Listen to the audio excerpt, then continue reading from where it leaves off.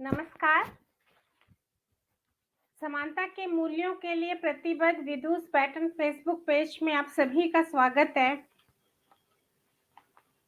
हम माता रमाबाई अंबेडकर, जिन्हें कि लोग माता ताई भी कहते हैं, उनका जन्म आज 7 फरवरी 1898 में हुआ था। तो मैंने सोचा कि मैंने पोस्ट लिखी थी सुबह, फिर मुझे लगा कि मैं एक आध कविताएं पढ़ूं और उस पोस्ट को सामने आके ही लाइव कर दूं। तो उससे लगेगा कि आप सबकी उपस्थिति में हम इनको याद कर पा रहे हैं। तो मैं थोड़ा-सा इनके बारे में कुछ बातें कि आप लोग शायद जानते ही होंगे कि इनको माता रमाबाई अंबेडकर बोला जाता है। ये बाबा साहेब अंबेडकर की पत्नी थीं। इनका जन्म 7 फरवरी 1898 को महाराष्ट्र के वडन गाँव में हुआ था और उनके जो प्रशंसक फॉलोवर हैं, वो उनको रमई माता कहते हैं या महाराष्ट्र में उनको रमई ताई भी कहा जाता है। उनकी माता का नाम रुक्मणी था और पिता का नाम भिक्खू धात्रे। वो काफ़ी गरीब निर्धन परिवार में उनका जन्म हुआ था, जिसमें कि वो मछली भरी टोकरी ले जाके उसको मतलब टोकरी का जो उसको ले जाने के एवज़ में उनको जो मज़दूरी मिलती थी, उनसे वो किसी तरह अपना लालन-पालन करते थे और बहुत कम उम्र में उनके माता-पिता का निधन हो गया था, तो वो भाई-बहनों के साथ पली और 1906 में उनका विवाह हुआ था, जब वो लगभग 9 साल की थी अ, भीमराव जी के साथ और वो उस समय 15 साल के थे, वो 10वीं में थी। जब वो उच्च शिक्षा के लिए भी गए, तो उन्होंने बहुत ज़्यादा उनकी पढ़ाई में सपोर्ट किया, पीछे से सारी आर्थिक और सामाजिक जितनी भी ज़िम्मेदारियाँ होती हैं, उनसे हमेशा उनको मुक्त रखा और वो हमेशा से उनके पूरे आंदोलनों के साथ थी। उच्च शिक्षा तो पूरे सपोर्ट से हुई ही कि पीछे से किसी तरीके से पूरे संघर्षों को खुद देखना, खुद जीविका कमाना और कभी उनका कोई भी शिकन कोई डिस्टर्बेंस, कोई विचलन उनकी उच्च शिक्षा में ना हो, इसका पूरा ध्यान रखना। लेकिन इसके अलावा उनके जो सामाजिक और राजनीतिक सरोकारों के आंदोलनों में उन्होंने सक्रिय भागीदारी भी की है। जैसा कि अम्बेडकर जी के जो भी आंदोलन हुए हैं, उनमें वैसे भी स्त्री भागीदारी लोगों की संख्या बहुत बड़ी संख्या में होती थी, तो उन्होंने भी उसमें काफ़ी सहयोग किया और इस तरीके से वो जो बीहड़ संघर्ष एक पूरे आर्थिक, सामाजिक और वो भी एक दलित व्यक्ति और स्त्री जिसके 5 छोटे बच्चे हों, उनके लिए जो भीषण संघर्ष हो सकते हैं, वो लगभग उन्होंने अकेले किए और इन अनवरत संघर्षों में इस दंपत्ति ने बहुत कुछ अनमोल खोया भी। उनके 4 बेटे और 1 बेटी थे, जो बाद में 1 ही बेटे रह गए थे, लेकिन किसी भी तरीके से उन्होंने अपने काम में बाधा नहीं आने दी और एक लंबी बीमारी को झेलने के बाद 26 मई 1935 को उनका देहांत हुआ, जब उनकी उम्र मात्र 37 साल की थी। जो डॉक्टर भीमराव अंबेडकर जी की किताब है, थॉट्स ऑफ पाकिस्तान, उसमें उन्होंने जो अपने सुख-दुःख, पीड़ा, सरोकार की ये जो संगिनी है, उनको वो समर्पित की है और उन्होंने ये माना है कि मुझे मामूली भीमा से डॉक्टर अंबेडकर बनाने का श्रेय रमाबाई को जाता है, जिसे वो प्यार से रामू कहते थे और वो अपने पति को साहेब कहा करती थी।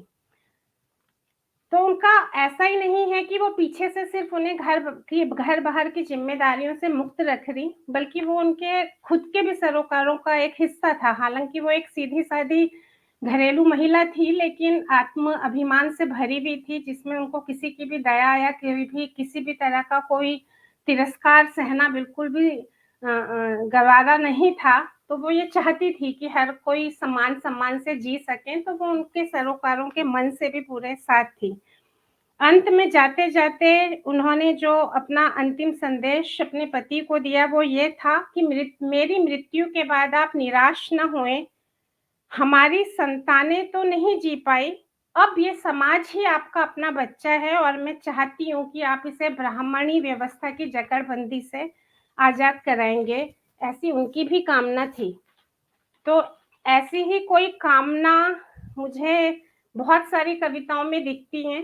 फिलहाल मैं अनीता भारती की जो कविता काव्य संकलन है, एक कदम मेरा भी, उससे 2 कविता पढ़ के उन्हें मैं याद करना चाह रही हूँ।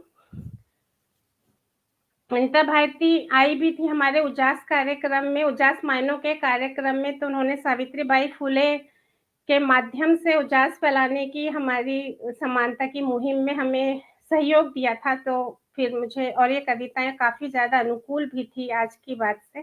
तो मैं 2 कविताएँ उनकी पढ़ना चाहती हूँ, एक कदम मेरा भी संकलन से, और वो एक कदम मेरा भी हम सबका एक निजी वो भी है, एक निजी वो भी है हमारा कि हम संकल्प करना भी चाहते हैं ये आज के दिन। तो उनकी एक कविता है नदी। एक उन्मुक्त नदी, निर्बंध, निडर, बाँध तोड़ बहने को उत्सुक, कब रोक पाई उसे बेबस बाढ़।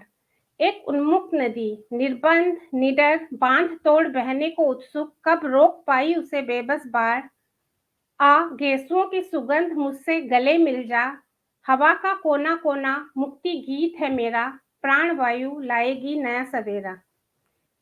एक उन्मुक्त नदी, जो निर्बंध बहती है, कौन रोक पाया है उसे? मेरा मुझसे आलोकित हो, दीप्त कर अंधियार, सुबह की सुनहरी रेशमी डोर ही तोड़ेगी मन की कारा।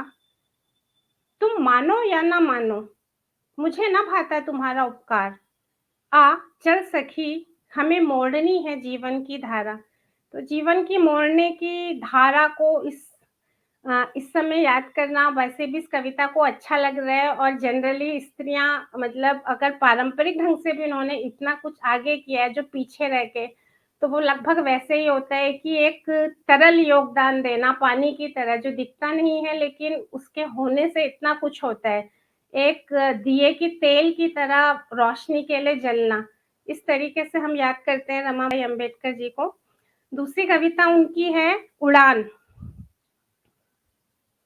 कितना भी बांधो घर-बार के खूंटे से, भांड, बर्तन, कपड़े, लत्ते, प्यार, स्नेह के बंधन से, या फिर अपनी उद्दीप्त अभिशप्त आलिंगन में, पर वह इनमें बंधकर भी उनिंदी विचरेगी सपनों की दुनिया में, जहां वह दिल की गहराइयों से महसूसती है और जीती है मुक्त जीवन, एक अल्हड़ प्यारी सी जिंदगी।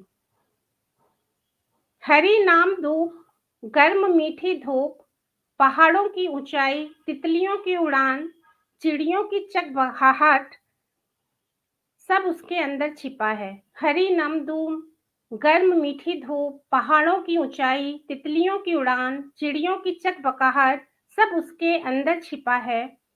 हिरनी सी कुलांचे मार, बैठ बादलों की नाव में, झट से उड़ जाएगी, तुम्हारे मजबूत हाथों से बर्फ सी फिसल जाएगी, तन मन से स्वतंत्र वह मुक्ति गीत गाएगी। गुलामों की परिभाषा कभी नहीं गढ़ेगी, अपनी आंखों में पले आजादी के स्वप्न के बीज से हर आंखों में अंकुर जगाएगी। आजादी के अंकुर जगाने में रमाताई का और बाबा साहब डॉक्टर भीमराव अंबेडकर का भी कितना बड़ा योगदान रहा है। इसमें स्त्री मुक्ति के कितना का सपना उन दोनों की जिंदगियों में समाया हुआ था, जो साकार नहीं हो पाया, लेकिन उसके साकार और समानता के पूरे ही मूल्यों को साकार करने के लिए हमें लगता है कि हमें लगातार सिर्फ कोशिश करने की ही ज़रूरत नहीं है, बल्कि नित नए तरीके, नित नए टूल भी विकसित करने पड़ेंगे, क्योंकि शोषण के भी तंत्र जो है अपना स्वरूप तब से बहुत बदलता आया है, जब से संघर्ष उसके खिलाफ संघर्ष शुरू हुए हैं। आप सबको बहुत नमस्कार, और आप सबके साथ मैंने माता रमाबाई अम्बेडकर जयंती पे उनको याद कर पाई, इसके लिए आप सबका धन्यवाद।